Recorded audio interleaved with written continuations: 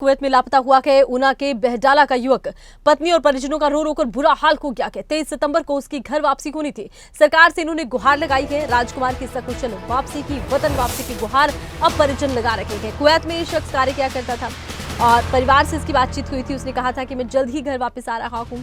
तारीख थी 23 सितंबर की जब उसे घर पहुंच जाना था, लेकिन अब तक ना वो घर पहुंचा के ना उसकी कोई जानकारी घर वालों तक आई है। ऐसे में अब परिजनों ने सरकार से गुहार लगाई है कि राजकुमार की सकुशल वतन वापसी हो सके।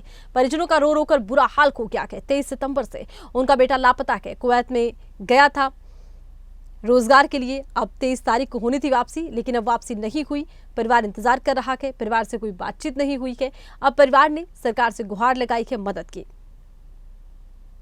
ऊना जिले के बहडाला गांव का एक युवक है, कुवैत में रहस्यमय परिस्थितियों में लापता हो गया है। इस युवक को 23 सितंबर को घर वापस आना था, लेकिन अभी तक ना तो युवक आया ना उसकी कोई खबर आई है।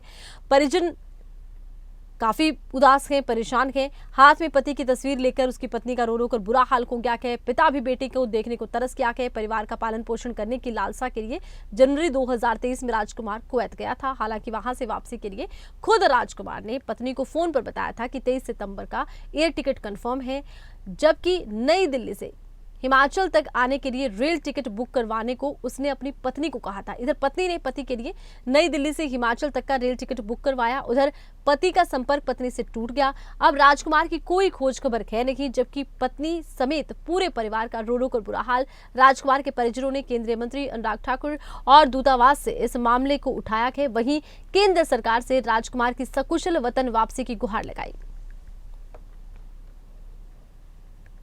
मेरे हस्बैंड वहाँ पे फूड डिलीवरी के लिए गए थे। उनका वहाँ पे वीज़ा लगा हुआ था, 2 साल का वीज़ा था।